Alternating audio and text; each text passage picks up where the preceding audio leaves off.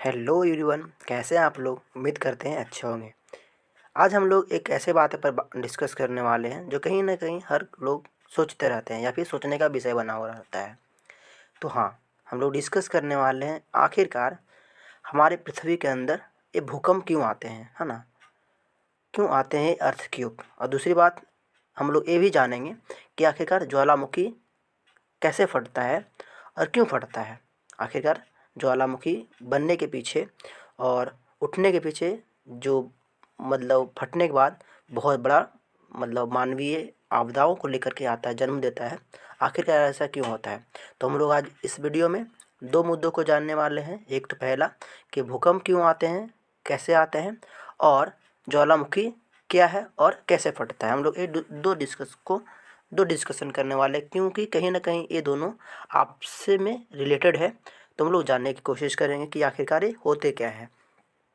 तो पहले हम लोग जानेंगे कि भूकंप क्या है और फिर ये कैसे आते हैं। आखिरकार इसके पीछे आने के पीछे क्या होता है, क्या पर्पस होता है। जो एक ऐसी मानवीय आपदा जो पूरी दुनिया को थर्रा करके रख देती है, सब कुछ पल भर में सब कुछ नष्ट कर देती है। बड़े बड़े बिल्डिंग, बड़े बड़े घर, झोपड़ियाँ सब नष्ट हो जाता है। कई मासूम मारे जाते हैं, सड़क तबाह हो जाता है, कहीं कुछ का नहीं रहता है। आखिरकार इसके पीछे होने के पीछे क्या कारण है जो अभी तक गुत्थी बन के रही है और हमें समझ नहीं आता है। तो ये वीडियो उन लोग के लिए है जो इनके बारे में अभी तक नहीं पता है, और जिन्हें पता है तो बने रहेंगे। चलिए शुरू करते हैं।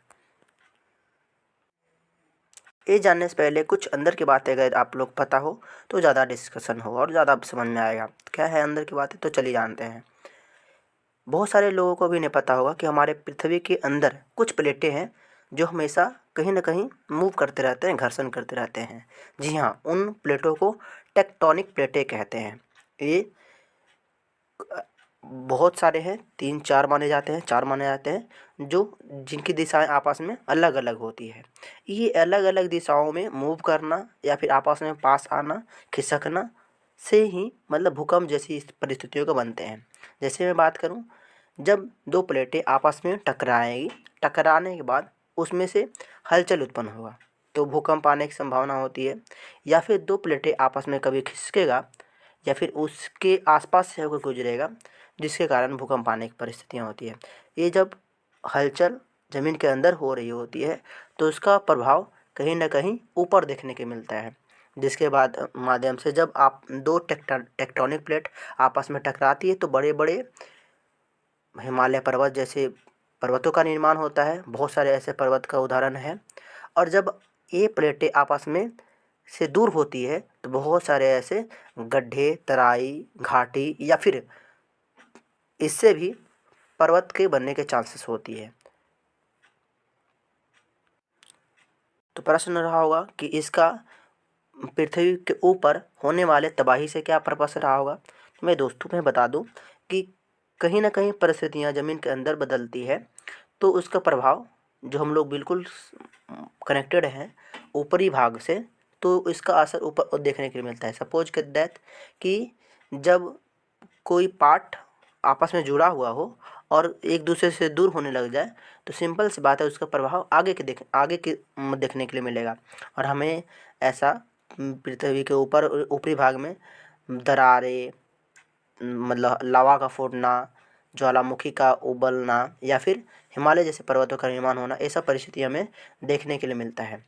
जैसे मैं कि मैंने बीच में ही बात किया था कि आखिरकार भूकंप क्यों आते हैं, इसके साथ साथ में ज्वालामुखी क्यों आते हैं। इसका पर्पस कुछ ऐसा ही है। हमारे ज़मीन के अंदर जब सूर्य गर्मी जब ओरिस करके ज़मीन के अंदर जाती है तो बहुत सारे जो पत्थर है जो अपने चक्रण के दौरान ज़मीन के अंदर चली जाती है, उसको मैग्मा के रूप में खोलते रहता है। और उसे निकलने के लिए कोई ऐसा संकरा और ऐसा पतला जगह चाहिए ताकि वो वहाँ से वो आराम से निकल पाए। और यही प्लेटों का आपस में जहाँ इनका जुड़ाव होता है वहाँ से ये कहीं से भी ये रास्ता देख लेती है। हाँ, वहाँ पर इन लोगों को ज़्यादा बेनिफिट मिलता है कि वहाँ से वो आराम से निकल पाए।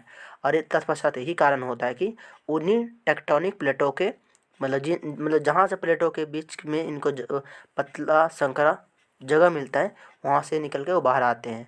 जब बाहर मैग्मा जब बाहर आते हैं तो ये नहीं देखते हैं कि हम ज़मीन के ऊपर आ रहे हैं या फिर पानी के अंदर आ रहे हैं, है ना। ये जहाँ से इनको सहूलियत मिलता है वहाँ से बाहर आते हैं, क्योंकि ज़मीन के कुछ ऊपर पानी है या फिर लैंड है या फिर पर्वतें हैं, लेकिन उनके मतलब कुछ किलोमीटर नीचे जाए तो सिर्फ बाकी तो मैग्मा ही मैग्मा या फिर अन्य प्रकार के धातु या फिर अन्य प्रकार की चीज़ें हैं।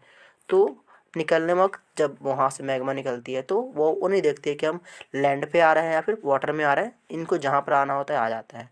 और अब आप लोग जानते हैं कि हमारे पैसिफिक ओशियन में यानी प्रशांत महासागर में ऐसे बहुत सारे जगह हैं, जो आपका जापान से लेकर के फिलीपींस से लेकर के कहाँ तक इंडिया, है ना, तक में भी कुछ ऐसे चेन बने हुए हैं जहाँ पर सबसे ज़्यादा भूकंप आने की संभावनाएं होती है, जिसे रिंग ऑफ फायर के नाम से भी जाना जाता है ना। तो आप पैसिफिक ओशियन के क्षेत्र का आप लोग नाम याद रखना है कि उन जगह को रिंग ऑफ फायर के नाम से जाना जाता है, क्योंकि कभी भी यहाँ पर भूकंप आते रहती है, ज्वालामुखी फटते रहता है। और ज्वालामुखी फटने के पीछे पर्पस यही होता है कि यहाँ पर प्लेटें आपस में हमेशा निरंतर कहीं ना कहीं कुछ, है ना, मतलब खिसकते रहता है, मतलब अब पास आते रहता है, दूर जाते रहता है, ऊपर से होकर गुजरते रहता है, और यहाँ पर भूकंप जैसी परिस्थितियाँ आती रहती है। यही कारण है कि इंडोनेशिया में सबसे ज़्यादा भूकंप आते हैं और वहाँ पर सबसे ज़्यादा ज्वालामुखी भी फटती है। दूसरी रीजन भी जापान का भी है। जापान, इंडोनेशिया, फिलीपींस, ये सब ऐसे क्षेत्र हैं जो इन्हीं रिंग ऑफ फायर वाले जगह पे पड़ते हैं। और जापान में भी बहुत ज़्यादा भूकंप आने के पर्पस बस यही कारण होता है कि वो रिंग ऑफ फायर वाले क्षेत्र में एरिया में बसे हुए हैं। अब फिलहाल में जापान तो अपने आप को बहुत बढ़िया तरीके से मैनेज किए हुए हैं कि उन्हें भूकंप भी अगर आ जाए तो उन्हें कोई प्रकार का दिक्कत नहीं हो। अगर आप लोग को इस वीडियो के माध्यम से ये तमाम जानकारी पता चला होगा कि आखिरकार भूकंप क्यों आते हैं या फिर ज्वालामुखी क्यों फटते हैं, तो हमें खुशी होगी। मैं फिर से रिवीजन के लिए बता दूं कि ज्वालामुखी फटने के पीछे पर्पस यही होता है कि पृथ्वी के अंदर बहुत सारे गर्म मैग्मा लावा उबलते रहता है, जो बाहर निकलता है और बाहर एक पार्टिकुलर क्षेत्र से होकर गुजरता है, निकलता है। और जहाँ से भी निकलता है उस क्षेत्र को कहते हैं ज्वालामुखी भाग। और वो उसी क्षेत्र में निकलेगा जहाँ पर पृथ्वी की सतह कमज़ोर होगी, आसान होगी, ताकि इसको निकलने से लिए आसान पड़े। और जहाँ से एक बार निकल जाती है वहाँ पर वो बार बार मतलब कोशिश करते कि मैं वहीं से बार बार निकलूँ, क्योंकि मतलब वहाँ पर से जो मैग्मा को बाहर आने में आसान होता है। इसी के आधार पर ज्वालामुखी को कैटेगराइज भी किया गया है।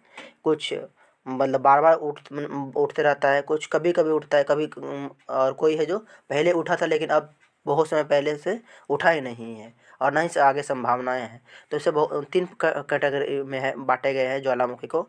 आप लोगों को कमेंट बॉक्स में बताना है कि ये तीनों ज्वालामुखी के तीनों पार्ट को क्या क्या क्या कहते हैं, क्या मतलब क्या नाम है, आप लोग बताना है। हिंदी में तो इंग्लिश, हिंदी में तो हिंदी में, इंग्लिश में तो इंग्लिश में, दोनों पार्ट में आप लिख सकते हैं, आपको इसका जवाब देना है। दूसरी बात, मैं आप लोगों को ये भी समझा पाया होगा कि आखिरकार हमारे पृथ्वी पर भूकंप क्यों आते हैं। नहीं आया है तो मैं फिर से एक बार रिपीट कर दूं कि टेक्टोनिक प्लेटें जब आपस में टकराती है या फिर पास आती है फिर दूर जाते हैं, तो इसके पास आने दूर जाने से मतलब पृथ्वी के ऊपरी भाग में हलचल उत्पन्न होता है, जिसके कारण हमें भूकंप के झटके महसूस होते हैं। या फिर दूसरा रीज़न, जब ज्वालामुखी फटता है तो ज्वालामुखी पृथ्वी के दो भाग को फाड़ करके बाहर निकलता है। और सिंपल सी बात है, तो पृथ्वी की सतह एक दूसरे से दूर दूर जाते हैं और दूर जाने की वजह से भी भूकंप आते हैं। ये दो मेजर रीज़न रहा होगा। तो इसको आप फिर से डिटरमाइन करेंगे, नहीं समझ में आएगा तो वीडियो को दोबारा देखेंगे। फिर अभी भी कुछ प्रॉब्लम रहा होगा तो आपने प्रतिक्रिया को कमेंट बॉक्स में ज़रूर लिखेंगे कि क्या लगता है और आपको क्या प्रॉब्लम है। तो अपनी राय हमें देना ज़रूर देंगे, है ना। तब तक के लिए धन्यवाद, बने रहेंगे इस वीडियो पर। जय हिंद।